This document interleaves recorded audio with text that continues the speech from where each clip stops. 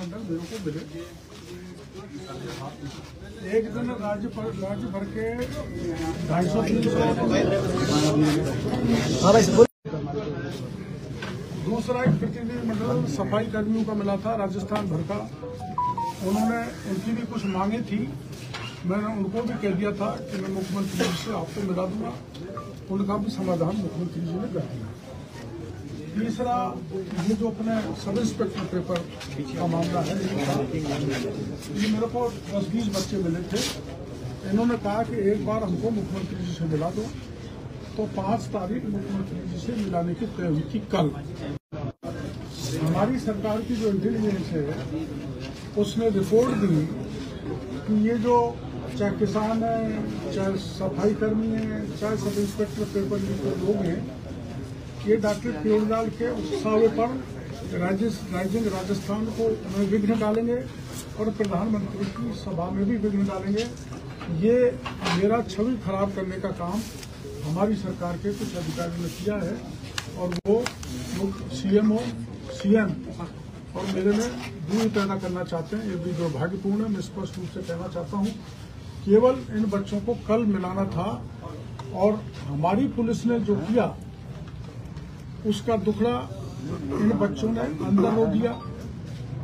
माननीय गृहमंत्री जी को सारी बात बता दी।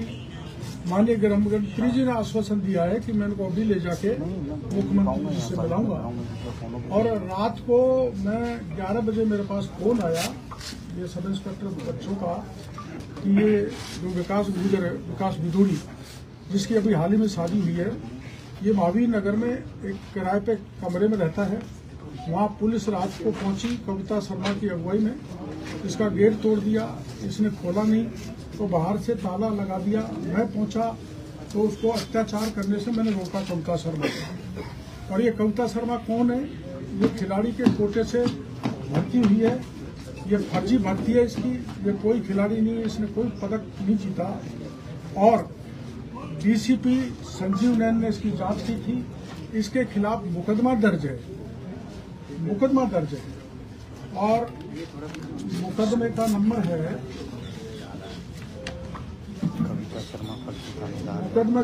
625/2017। इसकी जांच एटीएस ने की है और एटीएस ने यह प्रमाणित किया है कि ये कविता शर्मा दोषी है और 2017 की जांच अब तक पड़ी हुई है। इसके खिलाफ कार्रवाई करना तो दूर की बात, इसको जयपुर जैसे महानगर में एक थाने का इंचार्ज बना रखा है। 16 सीसी या जिसके खिलाफ मुकदमा दर्ज होता है या चार्जशीटेड होता है उसको कोई फील्ड पोस्टिंग नहीं मिलती है। इसने रात को अत्याचार किया। एक लड़की जो कुंवारी है, ये थाना गाजी की रहने वाली है, अपने सब इंस्पेक्टर आरएस की परीक्षा सब इंस्पेक्टर आरएस की परीक्षा की तैयारी कर रही थी। इसका कोई दोष नहीं है। इसको ये घर पर 3 मेल और कविता खुद गई, इनसे धक्का मुक्की की, बाप को कुछ जवाब बताया नहीं और रात के 11:30 बजे इसको उठा के कविता शर्मा ले गई। घंटों तक इसको गाड़ी में बैठाए रखा। मैं इसको छुड़ा के लाया और इनके पिताजी को जाके इस बच्ची को सुपुर्द किया। इसकी आपूर्ति ये है, ये विधूड़ी और उसकी धर्मपत्नी है।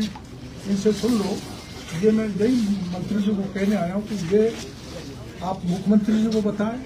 और मेरी मंत्री जी से मांग है कि कविता जो चार्जशीटेड है जिस पर मुकदमा दर्ज है, कौन से थाने में दर्ज है? जोंटवाड़ा में दर्ज है। और एक महिला के फ्लैट और जमीन पर कब्जा कर रखा है। वो इसके डर के मारे कलकत्ता भाग गई। तो उसको भी मैं कल आपके सामने पेश करूंगा तो आपको सच्चाई सामने आ जाएगी। तो मेरी मुख्यमंत्री जी से मांगे, गृहमंत्री जी से मांगे, इस कविता को गिरफ्तार करें क्योंकि कानून से बड़ा कोई नहीं है। मेरे पे भी मुकदमा दर्ज होगा तो मैं गिरफ्तार हुआ। कविता शर्मा जो फर्जी नौकरी से लगी है वो इतनी बड़ी नहीं है को गिरफ्तार नहीं हो, उसको गिरफ्तार किया जाए। और इनके खिलाफ जो रात में बिना सूचना के घर में घुस के कार्रवाई की है उसके संबंध में भी जो दोषी है उनको खिलाफ कार्रवाई करें और एसआई पेपर रद्द करें। चूक कैसे हो गए दागी अधिकारी रखिए, चूक कैसे हो गए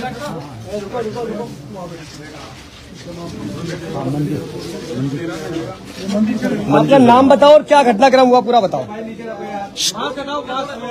मास्क हटा लो, मास्क हटाओ, मास्क थोड़ा तेज बोल देना। मास्क हटा लो, मास्क हटा लो। चलो जैसे आप कंफर्टेबल हो बोल दो आप। बस ठीक है। लाउडली बोलना बेटा। ये मंजू शर्मा है, इसके पिताजी का नाम मूलचंद शर्मा है, थाना गाजी के रहने वाले हैं। इसके पिताजी भी पुलिस में हैं, जयपुर में ही पोस्टेड है। उसने सब इंस्पेक्टर, उसने हाथ जोड़ के प्रार्थना की मैं भी पुलिस में हूँ, कोई बात है तो मेरे को बता दो। उनकी नहीं मानी और धक्का देकर इसको हिरासत में ले लिया। मैं इसको छुड़ा के इनके घर ले गया तो पिताजी महेश नगर थाने में गिड़गिड़ा रहे थे। मैंने फोन करके उनको बुलाया और इस मंजू शर्मा को मैं उनको सुपुर्द करके आया हूँ। जब मैं लाया हूँ, जब मेरे फोटो भी खींचे उसने भी गाड़ी के सामने खड़ा होकर, कविता शर्मा ने मेरे से भी जद्दोजहद करने की कोशिश की है। और ये तेरा क्या नाम है? अनीता गुजर, ये रहने वाले बौली के हैं। थोड़ा पीछे हो। ये अभी इसकी शादी हुई है इस विदुरी की, विकास की, और इनके घर जाके तोड़ फोड़ की, जबरन घर में घुस। बोलो, एक एक बोलो, आप बोलो ना। आप शुरू कीजिए। मैं तो पढ़ाई कर रही थी, मुझे तो कुछ आइडिया ही नहीं था पीछे बात मत करो। क्या हुआ क्या नहीं हुआ। 11 बजे सडनली मेरे को आवाज आई कि हाँ शायद कोई बाहर है, तो मैंने ना गेट खोला तो वहाँ पे देखा कि मैडम थी और 4 कांस्टेबल थे। तो उन्होंने बोला कि आपको हमारे साथ चलना पड़ेगा पूछताछ के लिए। तो मैंने उनसे पूछा कि कौन सी पूछताछ, किस चीज़ के लिए पूछताछ करनी है। तो उन्होंने बोला कि हमारे ऊपर भी ऊपर से आदेश आए हैं, तो हमें तो आपको पूछताछ के लिए लेके जाना पड़ेगा। तो मैंने बोला पिताजी को मुझे इन्फॉर्म करना पड़ेगा, पिताजी ऊपर सो रहे हैं। तो वो ऊपर पापा को बोलने गए वहाँ पे कि आपकी बच्ची को लेके जा रहे हैं। तो उन्होंने पापा ने भी पूछा कि हाँ किस चीज़ के लिए लेके जा रहे हैं। तो कोई दिक्कत नहीं, आराम से बोलो। कोई दिक्कत नहीं, आप आराम से बोलो। मैं उसको मना कर रही थी, पहले मुझे बताओ कि किस चीज़ के लिए लेके जा रहे हो आप सब लोग। तो उन्होंने बोला कि नहीं हमें पूछताछ करनी है आपसे। वो मुझे जबरदस्ती गाड़ी में बिठा दिए कि हाँ नहीं हमें पूछताछ करेंगे। फिर मेरे को गाड़ी में बिठा के रखा उन्होंने। फिर फिरोड़ी बाबा आए, उन्होंने बोला कि आप गाड़ी उतरो। ऐसे कैसे आपने बिठा रखा है बिना माता पिता के, आप बच्ची को गाड़ी में कैसे बिठा सकते हो।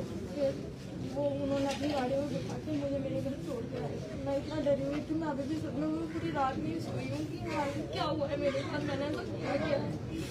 सब कॉलोनी में सब मुझे सब ऐसे देख रहे हैं जैसे पता नहीं मैंने क्या किया, और सब ऐसे सस्पेक्ट की जैसे देख रहे हैं, सब फोन कर रहे क्या हुआ तो ऐसे क्यों हुई। मैंने बोला ऐसी कोई बात नहीं है, मैंने तो कभी किसी चीज़ में मैंने कुछ किया भी नहीं। बस मैं ये ऐसा ही रद्द को लेके मैं थोड़ा सा इसमें वो हो गई थी। मैंने सोशल मीडिया पे अपडेट वगैरह देख ली, रिको पोस्ट भी कुछ चीज़ें, मुझे नहीं पता ऐसा कुछ होगा। पोस्ट करने माफ सोशल मीडिया पे आपने जो पोस्ट किया इसका भी पुलिस ने एक्शन ली? मुझे नहीं पता क्योंकि मैं तो इन्वॉल्व ही नहीं थी इन सब चीज़ों में। मुझे तो पता ही नहीं किस चीज़ के लिए लेके जा रहे हैं, उन्होंने कुछ बताया अभी नहीं। वो तो पापा आए, मुझे वहाँ से लेके मुझे घर लेके आए, छोड़ के आए। क्या पोस्ट डाला था आपने? पोस्ट क्या डाला था आपने? ऐसा ही बस ऐसा भर्ती रद्द कर। केवल मात्र 2 घंटे आप कितनी देर तक गाड़ी में थे और गाड़ी में बैठने के बाद में भी क्या आपके उन लोगों की कोई बातचीत हुई है? मैंने उनसे पूछा था गाड़ी में भी कि हाँ नहीं ऐसी कोई बात है कि नहीं है, क्या मुझे लेके जा रहे हो। उन्होंने बोला मैडम हमें नहीं पता, हमारे पर भी आदेश है। मेरे पापा ने सुनते ही वो महेश नगर थाने में चले गए, उनको टेंशन हो गई। मेरी मम्मी टेंशन में अलग से थी, इतनी रात को आई, क्या करके आई है, क्या हुआ। ऐसे परेशान करेंगे अगर मैं सही चीज़ के लिए अगर ऐसे बोल रही हूँ और मुझे ऐसे परेशान करेंगे। सर मैं खुद एक स्टूडेंट हूँ, मैंने खुद नया एग्जाम किया था, मैं इस चीज़ से बाहर हूँ, मुझे नहीं पता था वो ऐसा करेंगे। कोई बात नहीं, इधर आ जाओ, कोई बात वो आ जाएगा। कितने बजे आई थी पुलिस?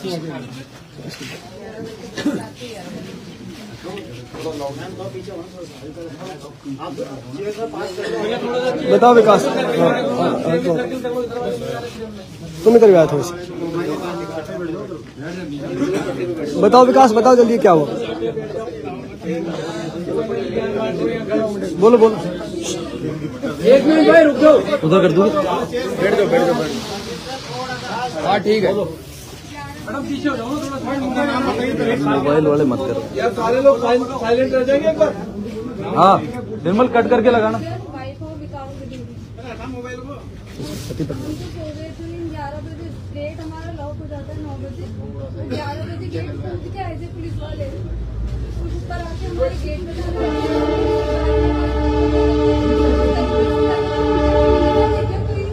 न्याय के साथ लड़ाई करना कोई गलत बात है क्या?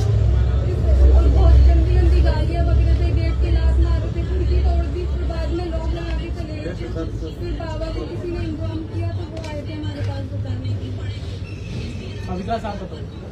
सर मैं बात इतनी सी है कि मैं ऐसा ही भर्ती रद्द आंदोलन को लेकर थोड़ा सा सक्रिय हूँ। मेरा दोस्त सिर्फ इतना सा है, मेरी बहन मंजू का दोस्त इतना सा है कि इस भ्रष्टाचार के खिलाफ हम आवाज उठा रहे हैं। और हमारा दोस्त यह है कि जो सरकार ने रिकमेंडेशन की, हम उसी बात को दोहरा रहे हैं कि आपकी सरकार ने जो जांचें कर दी, एसओजी, पीएचक्यू और एजी ने जो सब कुछ कर दी, सरकार को रिकमेंड कर दिया, तो आप उस पर कार्रवाई क्यों नहीं कर रहे? जब पिछले 4-5 दिनों से हम इतने डरे हुए हैं, सहमे हुए हैं, हर बार फोन किया जाता है, धमकियां दी जाती है। और रात को जब कल ये 11-11:15 बजे ये लोग आए तो गेट फांद कर आए, फिर ऊपर चढ़े तो इन्होंने गेट को तोड़ने का पूरा प्रयास किया, लात मारी, एक खिड़की को पूरा तोड़ दिया। और जब हम डरे हुए सहमे हुए थे तो हम निकले नहीं। मैंने मेरे मित्र को सूचित किया, उन्होंने किरोड़ी बाबा को सूचित किया, तब जाके बाबा आए और तब तक वो बाहर से लोग आके चले गए थे। हमारा दोस्त इतना सा है कि हम ये न्याय की गुहार लगा रहे हैं, बस इतना सा दोस्त है क्या हमारा कि हम न्याय के लिए नहीं लड़ सकते क्या? कि एसआई भर्ती में इतना बड़ा घोटाला हो गया, जब 30 दिन पहले पेपर लीक हो गया। मुख्यमंत्री जी की मैं भाषण सुनता हूँ, आए दिन कहते हैं कि अभी बंसी बजी है, चक्कर चलना बाकी है। तो मुख्यमंत्री वो चक्कर हमारे युवाओं के ऊपर मत चलाओ। हम लाइब्रेरी में और बैठकर पढ़ने वाले स्टूडेंट है, वो चक्कर चलाना है तो उन आरपीएससी के मेंबरों के ऊपर चलाओ, जिनका नाम एसओजी ने अपनी चार्जशीट में दे दिया है। उन अध्यक्षों के ऊपर चलाओ, उन पर कार्रवाई करो ना। हम आम छात्र पर क्यों कार्रवाई कर रहे हो आप? कल दर्जनों छात्रों को अलग अलग जगह से उठाया। हर छात्र की क्या यही समस्या है क्या कि वो आंदोलन का हिस्सा है? 9 लाख स्टूडेंट है। बेटी ने जांच मार्च में आरंभ कर दी थी, सारी रिपोर्ट दे दी, अब क्या बच गया? अब कुछ नहीं बचा। और इंटेलिजेंस के सारे इनपुट गलत हैं। वो देते हैं कि राइजिंग राजस्थान में कुछ करेंगे, प्रधानमंत्री जी 17 तारीख को आ रहे हैं, उसमें कुछ करेंगे। राइजिंग राजस्थान हमारा नहीं है क्या? हम नहीं चाहते क्या कि राजस्थान में इन्वेस्टमेंट आए? बेरोजगारी तभी तो खत्म होगी, इन्वेस्टर आएंगे तो। हमारा तो ऐसा कोई मकसद ही नहीं है। गलत इनपुट जाते हैं, ब्यूरोक्रेसी पूरी तरह से हावी है और सारी गलत सूचनाएं भेजती है। और उस तरह से हमारे पास फोन आते हैं और फोन आके डराया धमकाया जाता है, मुकदमों में बताया जाता है कि ऐसे कर देंगे, तुम्हारा करियर खराब कर देंगे, किसी लायक नहीं रहोगे, नाक रगड़ लोगे तो भी तुम एग्जाम में बैठने लायक नहीं रहोगे। तो हमारा सिर्फ इतना दोष है कि हम इन भर्ती परीक्षा